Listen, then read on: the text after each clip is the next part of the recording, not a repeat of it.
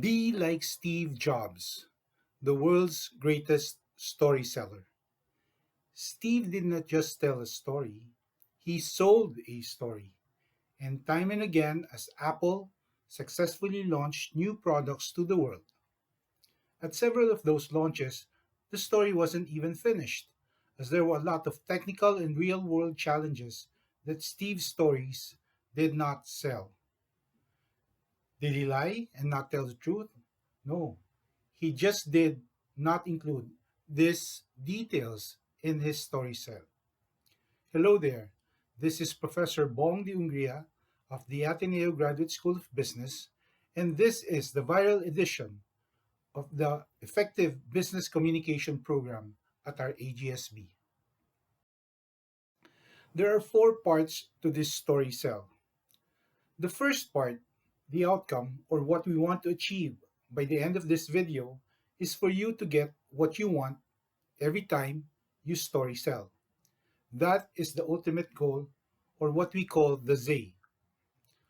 Part 2 is understanding why story selling is important.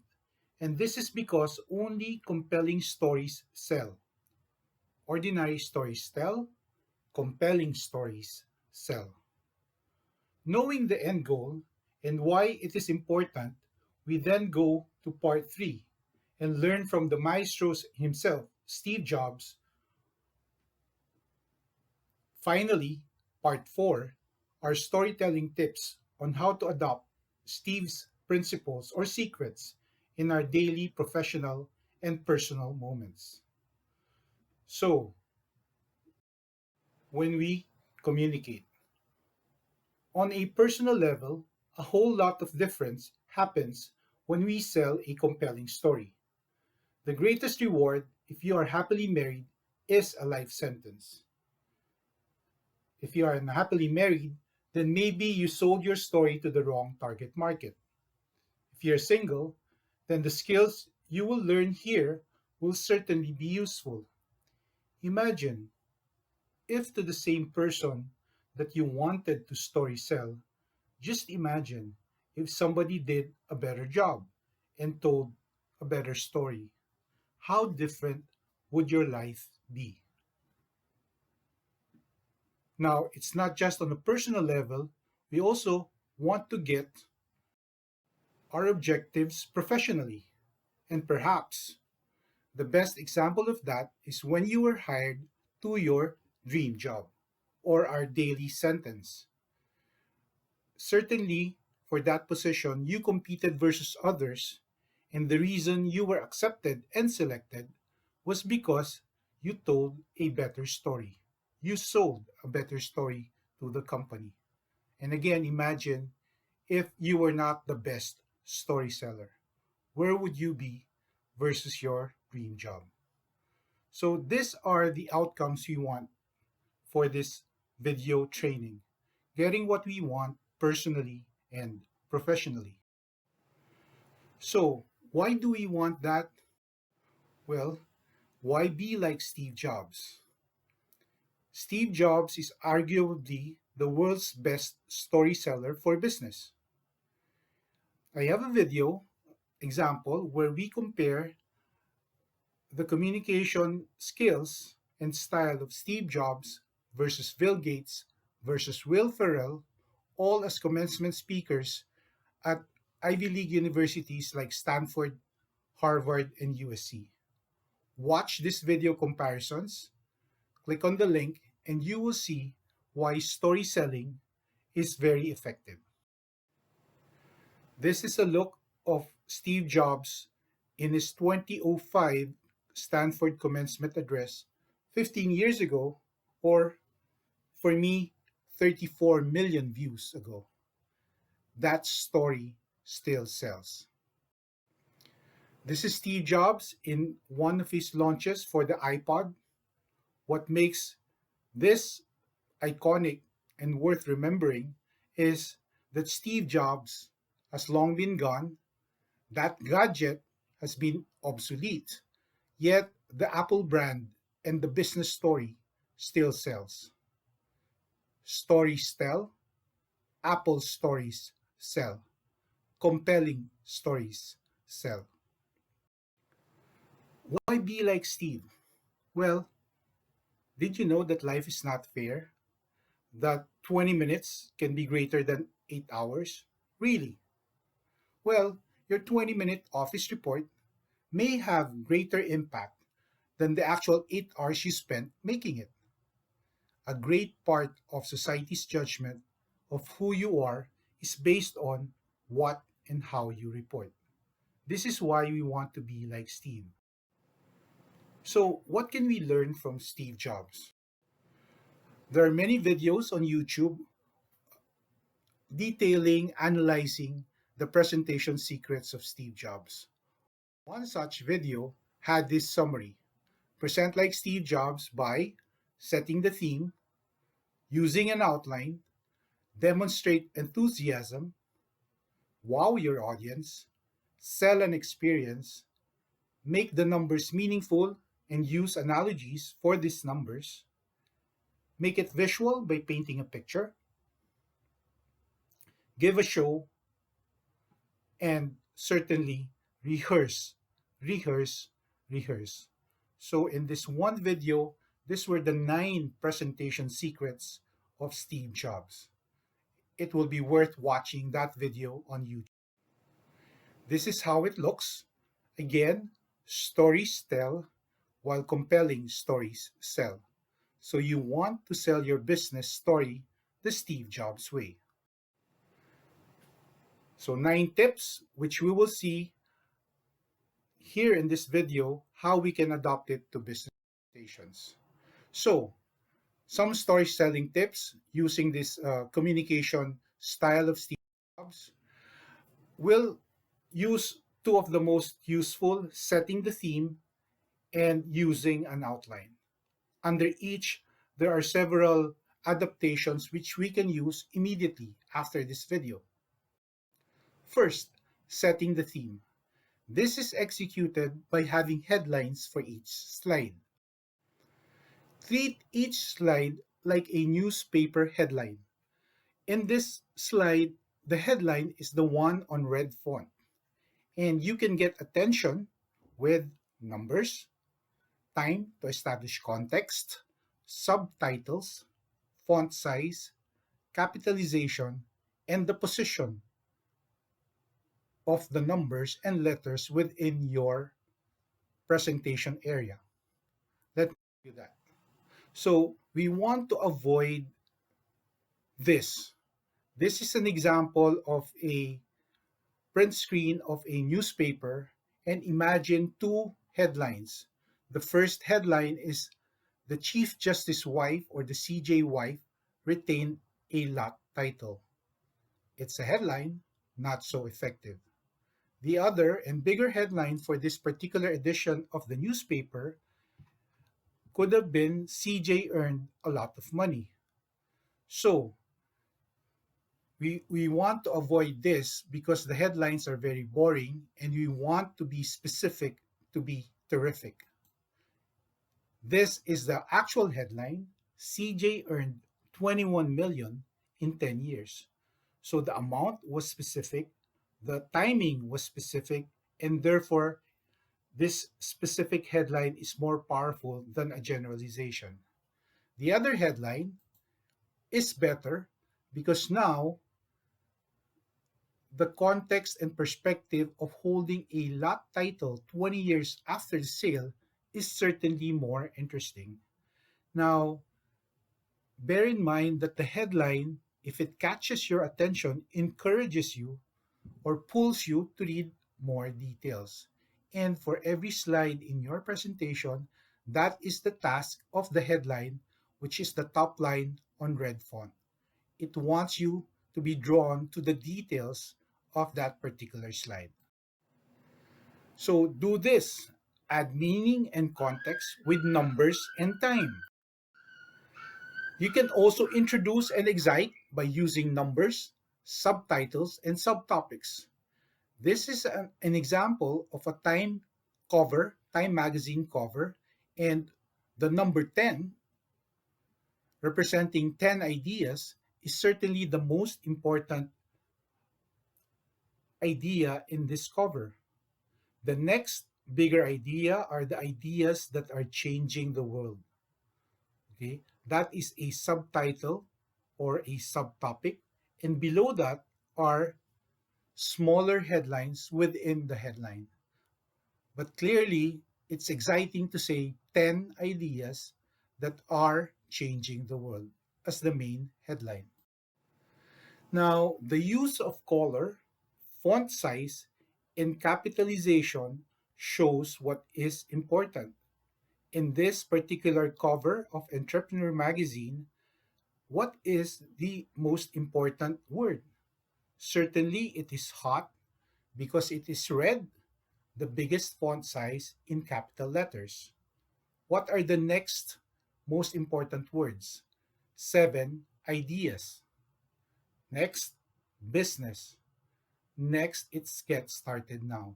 So again, the size, the capitalization gives an idea to the reader or to the listener which is the most important of all the things in that particular presentation area. So, adapting this concept, we want to make the headline speak. And again, the headline is the top red line and it should be a complete idea. If it is important, then explicitly state this in the headline. Think like a newspaper editor and don't make the audience guess. If it's a headline, make it visible, explicit, shouting, capitalized, red, prominent at the top of the page. Here's a typical example of a slide. And would you consider budget for 2020 as a headline? I don't.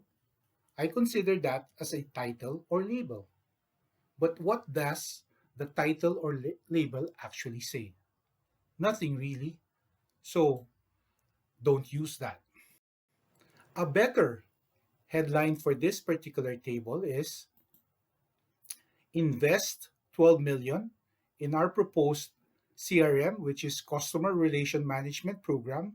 So there is a current and there is a proposed, and this table is being presented because we want to get an investment of 12 million to increase the income by 24 million.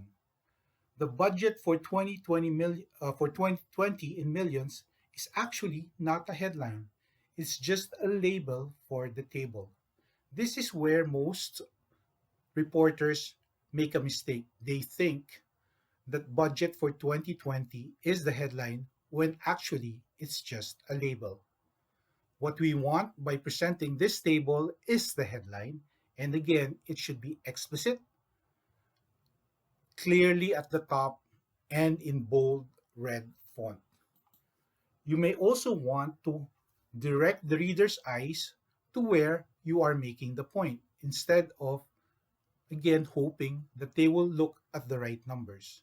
Again, this table is being presented because they are trying to justify an increase of 12 million in advertising and promo expenses, but it's also promising an increase of 24 million in net income. So if this was being presented to the board or the approving authority, they will certainly have a clearer idea of what you are trying to make, of the point you're trying to make. So again, boxes like the red box direct the listener's eyes just like they do in newspapers. This headline is much better than the label of the budget for 2020. You still need to put the label, certainly, but don't make it the headline. And again, that is the typical beginner's headline, the subtitle or the label. Another thing about headlines is they are complete ideas. Each slide must stand alone, meaning it should be almost self explanatory because the headlines are complete ideas. In this particular example, marked X, the headline is selective processes. but it's not a headline, it's a title. And it doesn't say much as far as what selective attention, distortion, and retention means. So, not a very effective headline. It cannot stand alone. The other defect of this particular slide is the word selective is repeated 4 times. So, looks redundant, sounds bad. To make this better is, why do we repeat focused communications? And you answer that headline question with the answer. We repeat focused communications because people are complex, busy, forgetful, and they have selective attention, distortion, and retention. So the right slide is complete, can stand alone, and is so much more superior than the one on the left. Second idea, adaptation, as far as setting the theme is concerned, is the use of the cover page for the presentation. Now, the cover page in a presentation serves as the parallel or the equivalent of the executive summary in a normal report. Top business reports normally come with an executive summary which has all the important details inside the report. And normally, the executive summary has the same content, may be spoken differently as the conclusion. So, the adaptation of setting the theme is use that cover page to be the executive summary and conclusion of your presentation. And there's this bookend principle. Bookends, as you can see in the visual, are at the front and at the end of the presentation.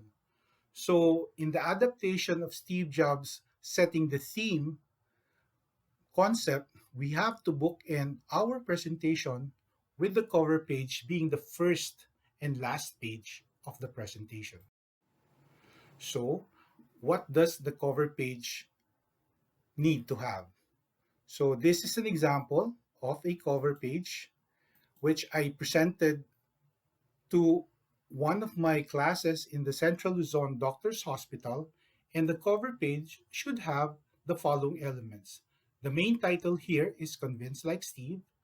The second title is to sell your business story. The presenter's name, again, don't assume that all the listeners or the audience are familiar with your name. You can put the date to make it really very specific, but if you're posting that presentation on the web, on the cloud, you might want to omit the date so that the presentation doesn't get dated. Um, Picture, here's the picture of Steve Jobs, and consistent format elements.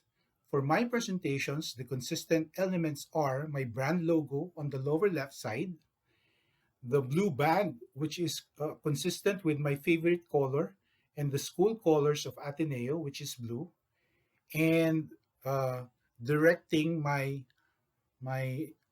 audience to my website or to my LinkedIn profile. So these are the standard elements, and the look of my presentations, whether they were 10 years ago, last week, or next week, they look the same because of this consistent format elements. Another adaptation or use of Steve Jobs' principles is be creative with your main title, because the main title sets the theme for the entire presentation. So the main title could be Apple reinvents the phone, but the secondary title could be iPhone 3 launch. The main title is Convince Like Steve. The secondary title is Don't Tell, StorySell. The main title is Rogue One. Secondary title, again, much smaller emphasis would be Star Wars 7. And you can title an operations committee report with a bigger title, which is Back to Basics. So I strongly recommend the use of a main title and a secondary title in the cover page to allow you to better summarize what is in the entire presentation. with this and this zero added value. This is the executive summary in the form of a cover page. Now, definitely better than the previous. Finally, the last slide should finish also with a big idea. I have seen presentations when the last slide is just a blank page or there's an explicit statement showing thank you or that's all, folks. Well, that's fine and good if you're competing in beauty contests, but you don't do that in business reports. So don't do that. Don't do a blank slide. Finish, and this is how a blank page looks. Finish with reminding the audience of your big idea. You can still thank them while showing that, but again, the more important thing is the big idea. So, after setting the theme with headlines and the cover page, we will now also adapt the concept of having an outline throughout the presentation. And the outline's first tip is to use a descriptive headline in the outline. Okay, what's a descriptive outline? This uses the effective communication principle that requires three steps in communication. The first step is introduce what you will say, and that will be in the outline. Say it, and that is the body of the presentation. After saying it, the third step is repeat what you just said, which could be the summary and the conclusion. So, this outline is not recommended because you're using generic words which don't say anything, which don't introduce what will happen in the presentation. Okay, so avoid generic outlines. Be specific to be terrific. So instead of saying intro, it could be why use power presentations. Instead of saying body, you could say techniques of presentation. And the conclusion could be by using power presentations, you meet customer needs. And if you have a separate thing between conclusion and summary, you can say, okay, this is about why, how, and who as far as power presentation is concerned. Ain't this better than the previous generic one? Another poor outline would be okay, the first part is about sales, the second part is about expenditures, third part about income, and so on. Again, no added value, especially for regular reports where these are always the sections of the report. Better execution will be okay, the outline is our year to date performance is an income 4% higher due to higher sales. And the details of that are on sales, we grew 3% to 150 million, but this is a decline versus 2 years ago. Our OPEX increased 5% to 4 million. So, not saying 4 million and just saying 5% doesn't put context into the increase. And third one is income increased 4 million 4% to 10 million. Again, this is far more superior as far as introducing what is in the body of the presentation right on the second page, because the second page in your Steve Jobs format is the outline. The second tip for outlining your presentation is focus on the big idea. Now, this among the many tips in this video has to be one of the biggest because this is so consistent with marketing discipline of focusing on the big ideas. We want to communicate, not confuse, and more details does not make it a better presentation. Why is that? No? So, if you can imagine everything true about our product, including price, terms, specs, availability, how to use it, who endorses it, the brand, all of those things, if we can figuratively represent to be this blue rectangle. That's everything about our product. Do we tell that to our customer? Are we obligated to tell all of that? Well, we have to consider this versus how the customer actually thinks. Okay? So, a lot of things can get lost in the translation. What do we mean? If you say everything about the product or service or idea or information to the customer with a lot of effort, taking a lot of time, did you know that they only hear and see part of it? So if you have a big blue rectangle, what they hear and see is just maybe 20 or 30% of what you said or showed. Furthermore, so this first part is what we call selective attention. The customer selects which things will register in his mind. After selective attention, the next psychological process is what we call selective distortion. So the listener or the audience will distort what they actually heard and saw and try to adapt it according to their personal context and biases and what way they were thinking, or what's their favorite. Okay, so they again unconsciously distort what they heard and saw to their own personal meaning. That's selective distortion, and this is represented by a change in the shape and a change in the color. No relation to the original true facts about the product.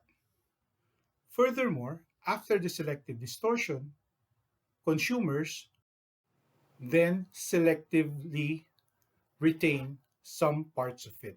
Okay, so after distorting it, the selective retention again is of a different shape and of a different color. This is losing something in the translation. So, because there's a difference between what was said and what is actually remembered, we can easily call that a communication error that we want to avoid. How do we avoid this? Waste of time. The best way to communicate is to focus on the big idea. Let's learn from the 30-second TV commercial. Let's learn from the big billboard ad. Let's learn from the banner, display banner on a computer page or a website page, where because the discipline of marketing on focusing on the big idea, what is said is actually what is remembered. But again, we know this doesn't work. What actually happens with marketing is we want to sell the sizzle, not the steak. So imagine, again, when you were trying to impress someone, did you tell everything about you? When you were trying to impress that someone, you can tell everything, but didn't you communicate better by first knowing what is the truth and then selecting which part of the truth do you highlight, do you sell? And what you actually select, you want to sizzle, you want to enlarge it, magnify it, focus on it so that it becomes big, so that even with the selective attention, distortion, and retention, the final output that the consumer will remember is actually true, but the big idea, which is part of a bigger whole. Again, sell the sizzle, not the steak. And do this well, there will be no loss in translation. Because really, if the customer buys the sizzle, they buy the steak sauce, the burnt meat, and all. So, marketing's communications discipline is to find that big idea and focus on it and drive it hard so that the customer will remember it. The third technique as far as using the outline idea is to follow the 7 by 7 principle. What is that? Less than 7 lines and less than 7 words per line. That's the 7 by 7 communication principle. This forces us to avoid clutter by emphasizing only the key ideas that we want in a particular slide. Versus this, and I take this anytime, any day, all the time. Okay? That's the power of the 7 by 7 rule. Next, use only relevant numbers because too many numbers confuse. Too little and it may hide the truth. So you have that judgment call, how many relevant numbers do I include in the presentation? So if you have a number of 24,102,304 and 39 cents, do you put that in the presentation? No. It's better to put 24 million sales. Easier to say, easier to remember. The whole truth is the 24,102,304 and 39, but again, we don't need to specify all the details. On the other hand, who cares about the centavos when you're talking about millions of pesos? Again, the excessive numbers distract.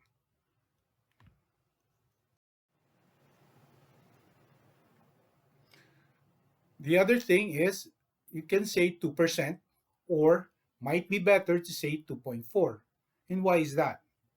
Because 2% can lie anywhere in between 1.51% to 2.49%. All of that is still 2%. Okay?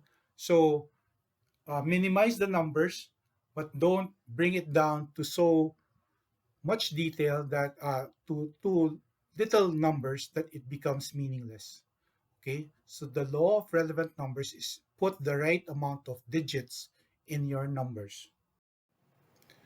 Again, this is an example of a presentation where all the numbers are presented. Okay, it's hard to read and it's hard to understand. The same numbers rounded off to millions are clearer, and then you can put the headline on top. Again, invest 12 million to get an increase in income to 24 million. Here are two examples of wasted time and effort.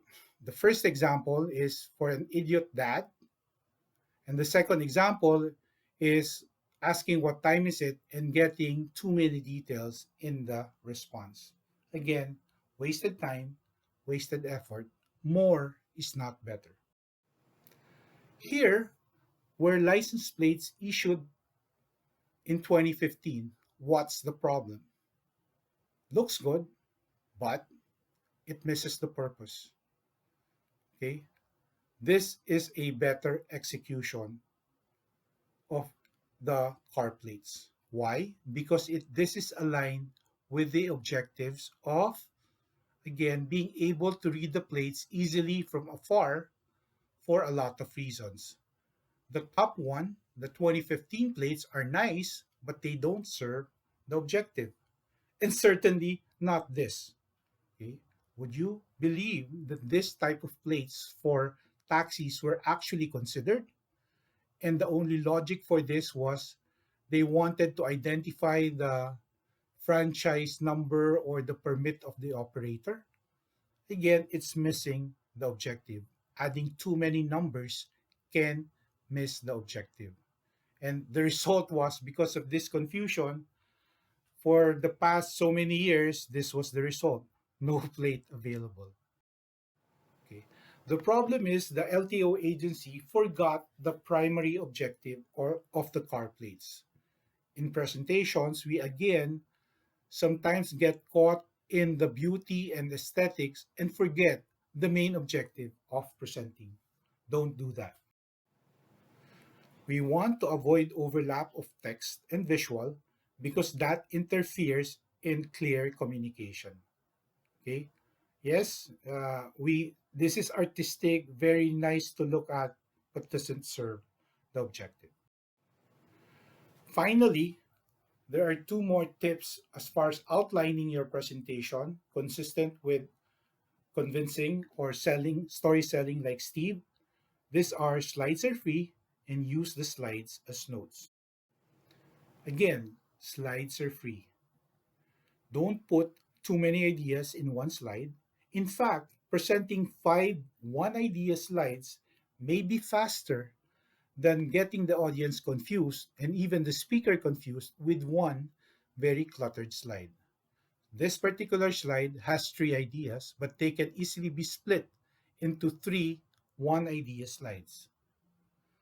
The other concept is we want to show the ideas when they are needed, so you want to build the slides one idea at a time.